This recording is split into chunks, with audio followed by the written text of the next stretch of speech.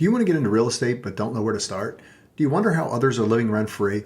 I promise by the end of this episode, you'll learn an insight into how others own rentals, made mistakes, recovered, and how you can get involved in owning them. Find out how they started in real estate and how working with others helped them to grow in the space. Find out all that and more today, where we provide real estate investors with the tools to achieve generational wealth. Welcome to the Aim High Podcast. I'm your host, Bud Evans. Good day, everyone, and welcome to the Aim High Podcast. I'm your host, Bud Evans, and today I am here with Rob. Rob, is your last name Bunis or Bunis? So Bunis. The U is a long U, and everybody has their own pronunciation of it. I've had Bunis, Bunis, you name it. Every single time I get a weird one, I put it on the list of how the hell did you pronounce that? You know what I mean? There's 50 different ways people pronounce my name. My team and I have been debating on whether or not I was saying Bunis and they were saying Bunis. So I was. You have an edge because you probably have heard more than them. Exactly. Yeah. So anyway, I am here with my guest, Rob Bunis, today on the Aim High Podcast. Thank you very much for joining us. Rob, it is a pleasure having you. Likewise, I'm a pleasure to be here.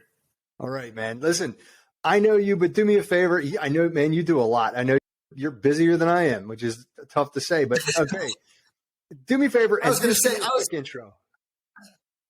I was going to say that busier than you is I don't know if that's true, but maybe I have my hands in a little bit more things, but you do a few things very well, as in real estate investing and all that stuff. But yeah, so let me just go into a little bit about myself. So obviously, broker manager of Prime Realty Partners in Haddon Township, because our good friend Mark and I swapped offices because it makes a little bit more sense. I also have a couple different investment portfolios that I have with several people, and then obviously my own portfolio. And we do commercial, multi-use, residential investing for rentals, and then we also flip houses. So I've got that going on. I've got my real estate team, and then my own production. I still sell real estate like I did when I first got into the business. And yeah, that's pretty much it. Got a little baby on the way, which is exciting. Yeah, got my hands. Thank you. Yeah, man. Congratulations. But just out of curiosity, you're a young guy. How did you wind up in real estate? That's a good question. Not to give you my whole story because my life story is crazy, but I at 11 or 12, I don't really remember. I was at middle school in Cherry Hill. Turns out that it wasn't a good fit. Got pulled, went to boarding school, and then by default and unpreparedness, dropped out of college after graduating. Went back to school for environmental science because it was what I wanted to do in the beginning, but I was never good at math, so I changed my major in college from science, which required calc, to political science, which required no math requirement whatsoever. Graduated, ended up working in the 2012, 2013 job crisis I was in collections. That's the best way to put it, for a trash company, until I could find a job. Finding a job, even that job was a full-time job coming out of the job crisis that we had after the recession. What I want to do is be an environmental consultant. I get that opportunity, but I wanted to be in a sales position at some point. And somebody walks in my office and they go, yeah, about that request, we're not interested. You're going to have this position and you're going to have to work your way up. So I basically was like, you know what? We'll see how long this lasts. Got my real estate license, had an opportunity to do some property management type of stuff, and went into my boss' office one last time. I was like, look, get my real estate license, whether you like it or not. I was like, here's your opportunity to put me in a sales position. If you don't, I can't guarantee you that I'm going to stay. Ended up getting on a job site, made my decision very easy. I was the low man on the totem pole, had to go and pull some samples of some really highly carcinogenic oil out of the ground. And I just was like, the hell with this. Here's my 2 weeks. Was semi-involved in a property management company under my name with my great uncle. And that was in 2015, 2016. And then when we dissolved that, I just segued. I had my license. He was broker record for the property management company, but went our separate ways. And the rest is history. First year real estate, my goal was to invest, but when you don't have money, it's really difficult. You can find it everywhere. Once you're you know how it is.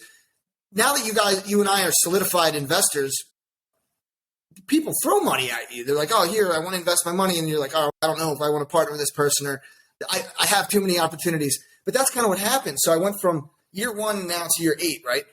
From 17 deals myself in my first year to over 95 this past year, including a couple of my own personal purchases. Right now we have 15 rentals between partners, this and that. And I've got a flip that we're unloading that just went to contract, another one that's closing next week, and then 2 under construction right now. Yeah. So it's been a wild ride, should I say. I got forced into this business because somebody was like, here, this is a really good idea. I think you need your real estate license. And I did, and I just let it take me for a ride. And it's a good ride, man. It's a great ride to be on, right? It is. Yeah. There's, you know how it is. There's so many stresses in this business. You put your horse blinders on and you ignore them, right? Yeah, exactly. As much as you can. We were just talking off before we got on, and it was like, there's always something. It doesn't matter how big you get. There's always something. Oh, I just had the house is closing next week. My contractor's out there, and he goes, yeah, the inspector just stopped by. The township inspector came by, and he told me that for the CO, we need to do the concrete. You don't think they're going to lie to you. So what do? I did the 5 G's worth of concrete work outside. I go to schedule the CO. I'd never done a deal in that specific area in the last 8 years, and ever. It's fire certification. So I put $5,000 out of my pocket for no reason because the inspector thought it would be funny to. This is the shit that we deal with in this business. Yeah. It's like you try to cut corners here and there. I didn't want to go to the township to try and figure that out because I had so many other things going on. But I would have saved $5,000 just having that conversation up front, not letting them handle it. But this is the stuff that we deal with. There's trials and tribulations on every single deal. I know that you're dealing with the one in Trenton with the roof with the neighbor. Yeah, exactly. Yeah, the city on it. The city. Yeah, the city. Trying to get them to fix their side of the roof is impossible. So. Yeah, they have no desire to put money out of their pocket. No, exactly. They have $4 million worth of trash properties that they currently own from foreclosure. But so let's go into your first deal, Rob. What was your first real estate deal? This is actually a really funny story. So my first real estate deal, we're gonna call it my first real estate deal sale. So when I was a realtor sale. So my buddy Joe Oliver, he'll never see this, so I'm just gonna tell us. My buddy Joe Oliver calls me one day. He goes, "Listen, my brother Nick has a friend that I think is looking for a house. He's 21, cash buyer. Nobody wants to give him the time of day. Who's going to give time of day to a 21-year-old cash buyer who he's 21? Nobody really thinks that's real." Right. I reach out. I talk to Nick, his brother. Nick puts me in touch with my buddy, now really good friend Mark, who's a buyer. Mark and I go and look at a few things. We get the contract. It was an as-is sale. It was foreclosure. Back when the foreclosure boom happened 7-8 years ago, right? Scored one in Barrington, 229 Richards Avenue in Barrington. Really nice house with a pool. He made like 50, 60 grand. He lived in it for a couple years. And then we put it on the market like 4 years ago and sold it. Here's what's funny about it. I went into that, you know how this business is. It's like, you've got to be confident in everything that you do, whether you are an expert or an amateur, right? You've got to figure out how you're going to provide value to somebody. My value was the environmental science background, which I've leveraged my entire career. It's like, look, what's my advantage? It's lead, asbestos, oil tanks, all that stuff, tanks. Right? Yeah. Hot industrial hygiene, you know it, right?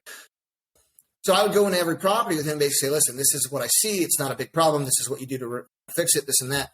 And I've leveraged that my entire career. But the funnier part about this is that I never told Mark. Mark and I have become best friends. Like our wives are good friends. His wife's going to be at my wife's baby shower in a couple months, and Mark and I have a beer probably once a week. And I send him on my referrals. He refers people to me, this and that. He has a construction company now. But it wasn't until a year and a half ago that I told him that he was my first sale. And his response was like, "You're Rob, I know you very well. You're totally full of shit. There's no way." He's like, "You had me fooled." I'm like, "All right, that's what I want to hear." I was like, "That was great. That's great." Yeah. He had absolutely no clue it was my first sale. And to piggyback on another funny story, so me going to boarding school, a lot of people knew me from like middle school. So I didn't go to, I'm from Cherry Hill. I never went to school at any of the high schools.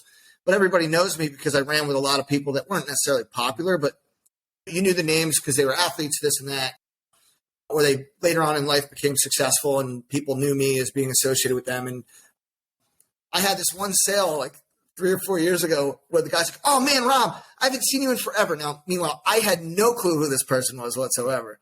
But the name recognition from seeing me on Facebook and associating me with other people from Cherry Hill East made him reach out to me, and I went along with it. But without telling him, like, "Yeah, I didn't go to high school with you."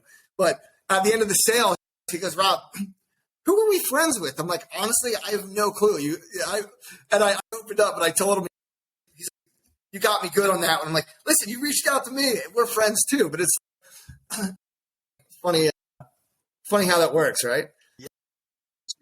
The name recognition and building relationships on both of our sides of both of my sides of the business, your sides of the business too, even though you're more focused on investing, is huge. The guys that you're probably getting a lot of those deals from, if not going direct to seller, are people that you've built relationships with. Absolutely. Yeah, man. And listen, when I friend somebody on Facebook or they friend me, you know exactly what I do, man. I'm like, "Yo, let's have a conversation," right? I don't care if it's a Zoom call, Google Meet, or we go grab a cup of coffee together.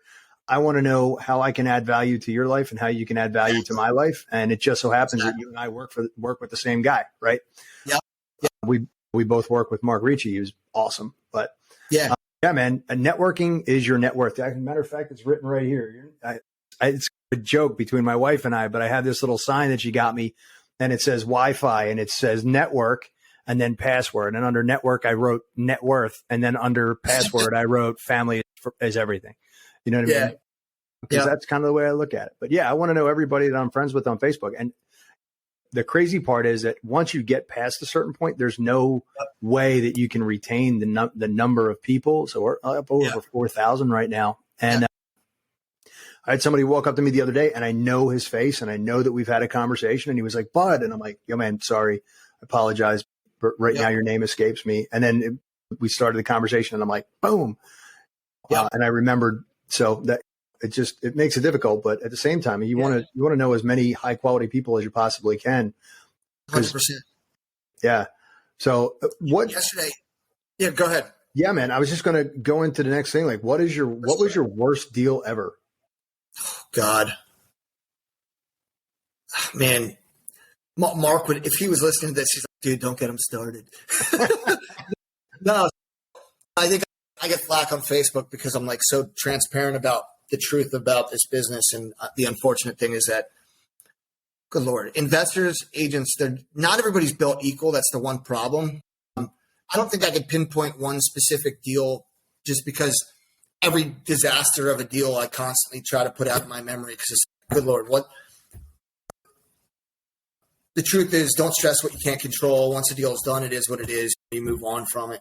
But I think that the way that I can answer that is simply by saying that I think that the biggest problem in real estate is the lack of solution-oriented people and lack of real estate education that exists for keeping even veteran agents and new agents, both alike, as up to date with the, I don't want to call them new age, but modern strategies of getting deals done. Because I was even at a closing yesterday, and I'm being bombarded with questions. The seller's not attending at settlement, and they're asking me questions that I theoretically should know. But if I don't have the answer to it, what's the best way to get it? I call the seller, right? But instead, both team leaders are there with the buyer. It's my listing.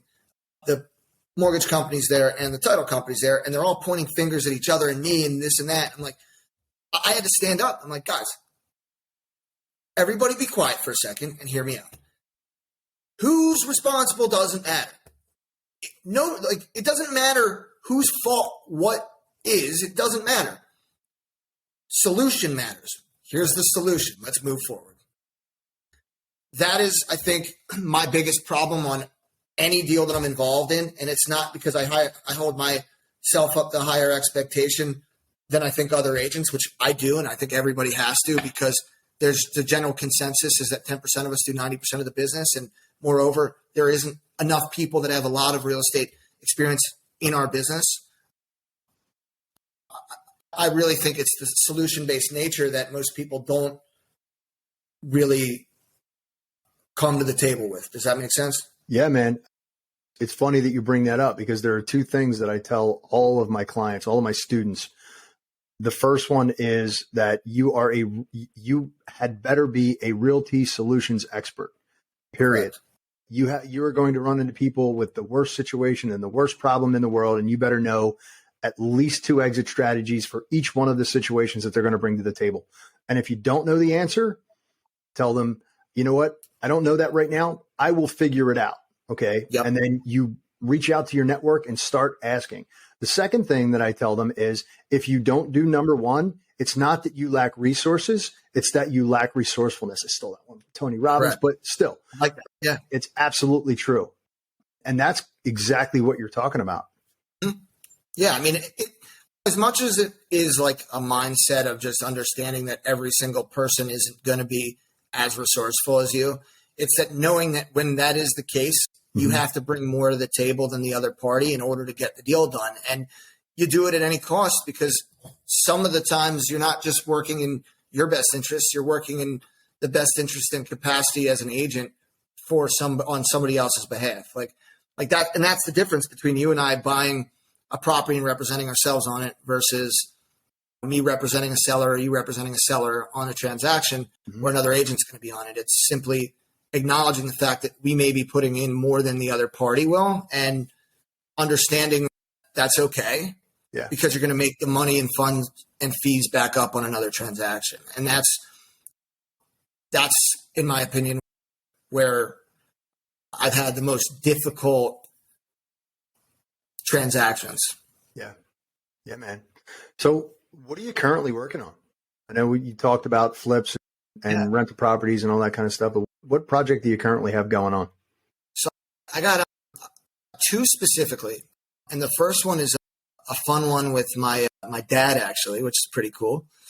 He retired from 40 years as a partner in a law firm, and just hung up the lawyer cat, and is coming to work a little bit at Prime, actually.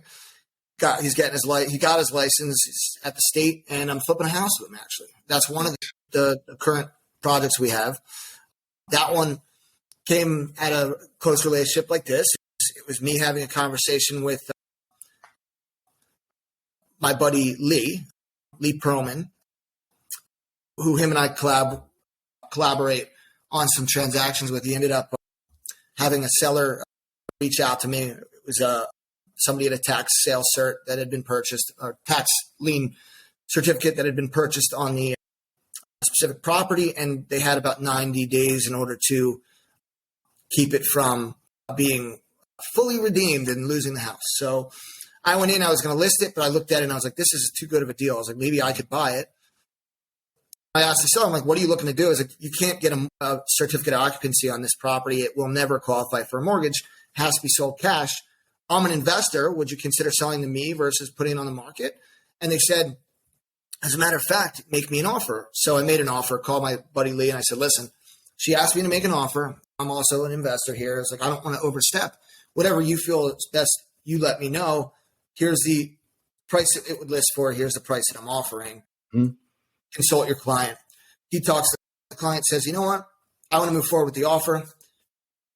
We close it in 3 weeks. Bought the property. It's about halfway done. Bought it for $39 all in.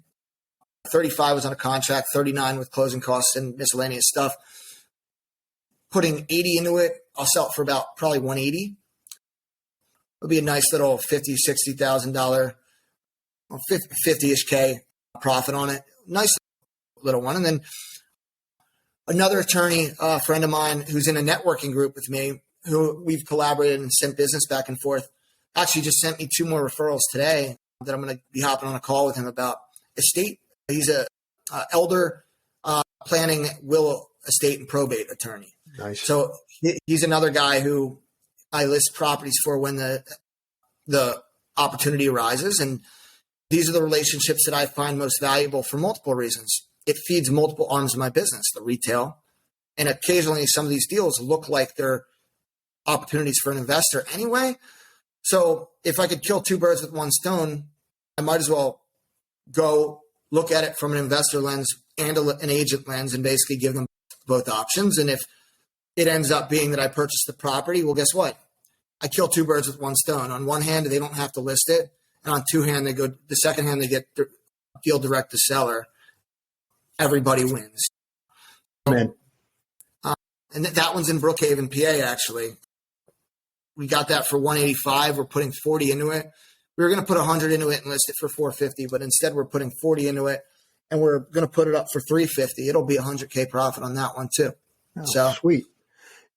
Yeah, it's awesome, Rob, that we're sitting here having this conversation, and you are hitting so many different points, specifically in networking, that I try to pass on to people. And I'm going to put in here that I guarantee somebody's going to learn something, a new way to network, because you've just talked about an estate attorney. You've talked about another attorney who brought you a deal. You talked about an agent who brought you a deal, another client, friends from high school. Your network, I just said it, your network is your net worth, and who you know is who's going to help you hit that next level. Yeah, man. Now, what's on the horizon, man? You just opened up a new office. You're a broker now. You're running an entire team. What's next? Yeah, that's a good question. I've always taken. I'm not one to take, like a lot of people. They reach their level of success and they take it for granted, and then at some point it kind of dissolves and withers beneath their feet, just because they don't have the same level of appreciation, and maybe they have a different perspective, because there's a lot of guys, specifically in this business, that I feel like are a little greedy and they don't do things the right way with integrity, even though that integrity word gets used a lot by even the people that are greedy. But I think that for me, I'm not taking a step back, but obviously I'm going to be a little bit more selective with the deals that I have going on, because of the fact that I've got a daughter on the way due in September. So I think that's really you hit it right with Wi-Fi. The Fi is family. And I'm learning to, I don't have kids yet. This is my first. I'm going to have to learn how to balance business and this. And I think that the new office gave me the ability to help build a new income stream that might be able to offset some of the income streams that I've already have that might take a hit from my inability to provide the same amount of time than my clients that I might. And it may not take a negative impact on the rest of my business, but it's certainly an opportunity to maybe coach and mentor, which is going to take less time than it would me to coach a buyer or seller from contract to close. And other than that, I've been trying to get into the commercial redevelopment space a little bit more. We at one time had a deal that we were going to develop in Collingswood that would have been about a minimum of 10, maximum of 60 apartment units. But I ended up deciding against, we just killed the deal. It was under contract. We just killed the deal because the other party wasn't being, what's the term? I guess the other party wasn't being easy to work with. And seller's son was the attorney, and he was used to working on million dollar deals. And this was a $350,000 property purchase. So he wasn't as attentive to it, even though you'd think he would have been handling his father's business. But I was like, the stress of dealing with this for the next 3 years is going to be a nightmare if I'm going to have to jump through hurdles for the seller and the attorney that doesn't want to get this to the table easily. I just was like, let's just kill this. I could put this energy into so many other things. Commercial redevelopment. I'd like to I'd like to have a bigger project with a little bit more return under my belt in the near future.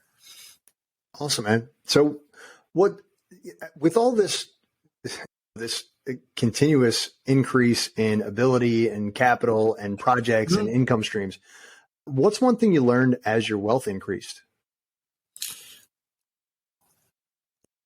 Not to be a wasteful spender. I think it's easy to make money and be like, oh man, I'd love to have this thing and that thing. And, I'd like to go on 50 vacations and this and that. And I think that you even see this on every single home show, right? Where the guy wins $3 million after taxes and they go and sell him a $700,000 house, right? It's the Robert Kiyosaki's got some pretty darn good books on this topic, being a silent millionaire and this and that. And I'm not a millionaire yet. You and I both know that everybody, unless they're buying deals cash, are leveraging. I know a guy that said that the $5 million in real estate debt that he has allowed him to buy $12 million in real estate debt, right? You don't have to buy everything cash, and you don't have the wealth until everything's paid off. And once it's paid off, you should theoretically be refinancing it in order to take the additional tax reduction based on writing the mortgage interest off and all this stuff, right? So I've just learned I'm starting to learn more in the tax loopholes, and just to understand that because I have no 401k directly attributed with real estate, that I have to build my own wealth and make sure that the money that I make goes into being reinvested versus spent. So that's what I think my biggest takeaway from growing, and I'm probably in the next few years going to hit 7 figures a year. And that's going to be a huge mindset change for me. I'm not far off. So I'm trying to figure out all right, let's allocate these funds. I have this set up. I'm putting my money in the real estate and I'm leveraging my debts in order to keep growing. And I think the only other takeaway, other than spending your money wisely and not making stupid decisions, is make sure that if you're making it, that you're coaching other people and giving back value in the same regard. That's the only thing that I really attribute my growth to. And in some regards, I'm sure you do too. The value that you're providing is going to pay dividends. Yeah, man. It actually invigorates me. Teaching, coaching, all that stuff. It's funny. I say this with a little tongue in cheek, but it's a pay cut. But at the same time, I enjoy it. I love teaching other people how to jump into this. Yeah, man. All right. You ready to jump into the Soaring 4? Good day, high flyers. Are you ready to take your real estate investments sky high? Aim High REI is the perfect Facebook community for you. Get answers from experienced investors, connect with other motivated individuals, and benefit from valuable resources all in one place. If that sounds like something that interests you, join our amazing network today, and we'll help elevate your investing journey beyond what you think is possible. Aim High REI is on Facebook. Just click the link down in the show notes. The best part, it's completely free to join. I help new real estate investors overcome the fear of failure and achieve generational wealth through buying rental properties. Go to budevans.com and book a call with me to find out why we guarantee your first rental property. Thanks. Now back to the show. The Soaring 4 questions are the same questions that I ask every guest who can help somebody achieve new heights. Rob, what is one thing that you use to keep you motivated?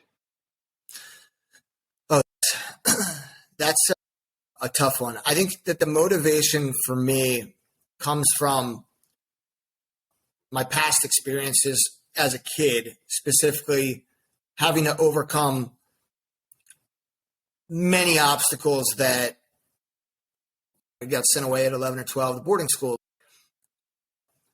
There's a lot of stepping stones for me that a lot of other people didn't necessarily have to deal with. Mm-hmm. Trying to figure out how to get independent at a young age was a big one. But for me, I think looking back on where I've come from and knowing that I've done so much in this short period of time is what motivates me to keep going, because it's like I could go so much further. I've already done all this. I'm just going to keep going. Other than that, it's every morning, it's morning affirmations. I try to make sure that I'm reading and going through positive quotes and inspiring motivational stuff in the morning just to make sure that I'm in the right headspace. The headspace that I've found in general the last couple of months has been probably some of the most difficult headspace I've ever been in, because you don't realize when you have a baby on the way, like how much things mentally change for you. So really it's just looking at what I want to do, and the baby's probably motivation too. It's been a little while. My baby's 31 now, so that's it's a little different for you. A little different. You never stop worrying, man. You never stop worrying. It's always the same. All right. So talking about mindset, what is one thing that you learned that completely changed your mindset? Oof.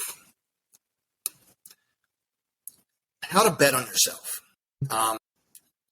When I went from the 9-to-5 mentality to the business owner, entrepreneur mentality, for me, it was jumping in with both feet and understanding that if I failed, it was my fault. Yeah. That was, I think, the biggest moment for me. I didn't really have it.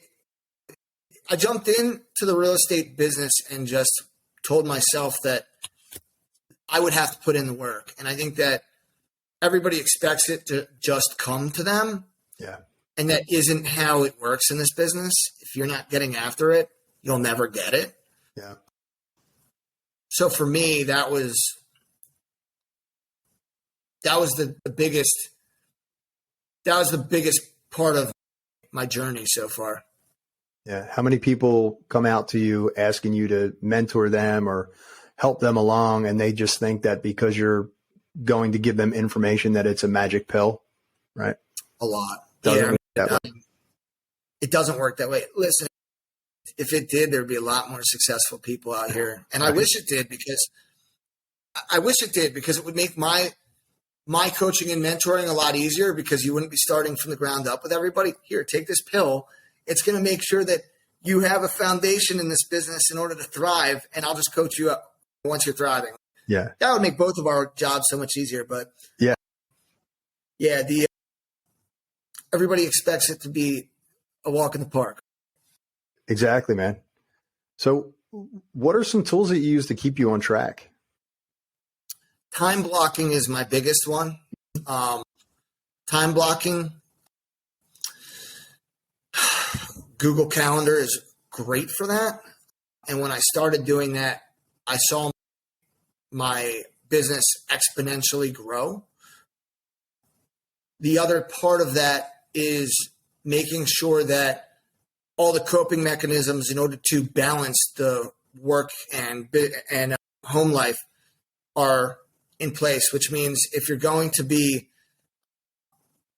working 80 hours a week, whatever you're going to do, make sure that you're dedicating almost just as much time to your family, right? And your wife and your significant other. And the other tools are obviously working out and going to the gym and running and all these things to help positive mindset. But social media for me is a big one too, because anybody that may recognize me from this, in this podcast from social media or whatever, is going to basically be like, oh, yeah, we know Rob. And they may think they know me really well because of my social media presence, but there's still a guy behind the fake facade. The real estate business wouldn't be as successful as it is without social media. I've had flips fall in my lap that people have found me on social media from, and then I bought them. And same with rentals, and same with deals for real estate and this and that. And the systems that I've built out because of social media have given me the ability to flourish. Cool. Hey, man. Now, if you had to go back in time and start all over, what's one thing you'd change? I would have started in this business way sooner. I had the answer to that question already. Yeah. It's funny. Quick, like 2-second story. At 18, my mom said, go get your real estate license. And I told her no. And then I got it at 26 and everything worked out. Yeah. But I should have listened. I should have listened 10 years sooner. Yeah. Hey, but then you would have went through 2008 to 2012 and no idea where you'd be today, right? Yeah. Yeah. No, you're right. Maybe I would have been like, oh, this isn't for me. And I would have done whatever. You'd have been doing environmental engineering for, I don't know, CNBC or QVC maybe. or something. I knew somebody who did that job. It was horrible. Oh, man. Listen, I hear the experience from my peers in that field, and it's I'm like, oh, yeah, I've been in it for another 10 years. You've been out. It was a good decision. I'm like, why? We don't make any more money. I'm like, all right, yeah, okay. I was like, yeah, that's definitely part of it. But that business is a mindset. You ever met an engineer and they're very analytical, but they're not very personable? Mm-hmm. That's no offense to a lot of people that work. That's not It's you. not me. It's not me. And maybe that's why I found my way out of it. But that was, unfortunately, I'd say 80% of those people in that business. Yeah. The science geeks, as I like to call them. Right? Yeah, man. How many engineers do we deal with? Just on the all of them. Personalities. It's a yes or it's a no. Thank you. Goodbye. And a lot of them are the unfortunate inspectors at some of these terrible townships we deal with. Yeah, sometimes. They had a background in X, Y, and Z construction project management, and they get hired from a township, and they take their job way too seriously. And it's like, come on. I totally respect what you're being told to do by your superiors, but you're making it up as you go along in order to impress the people behind you that aren't going to pay you any more money next year. Right. What if the code said this? Why are you trying to go one step further than what the code said? Yeah, exactly. Yeah. Rob, if somebody wanted to reach out to you and make contact, how would they do that? Easy. My cell phone's plastered all over the internet. But if you need it, my recommendation would be 609-220-6311. That's my personal cell phone. It literally is plastered everywhere just because I've got the multiple businesses and it's listed on a couple different sites. But they can do that. Email me at robbunisbroker@gmail.com or reach out to me on any of the platforms for real estate. I think my Instagram's Robert Bunis Realtor or at whatever it is at Instagram or whatever. And my Facebook's Rob Bunis. So if you want to follow me and follow my journey and need coaching, feel free to reach out to me. Or, of course, you can always call the brokerage, right? Because that's where you'll find me most of the time. Perfect, man. All right, Rob, I appreciate your time, man. Thank you very much. Thanks for having me, bud. I appreciate it. Thank you. And for those who are listening or watching on YouTube right now, until next time we meet, aim high.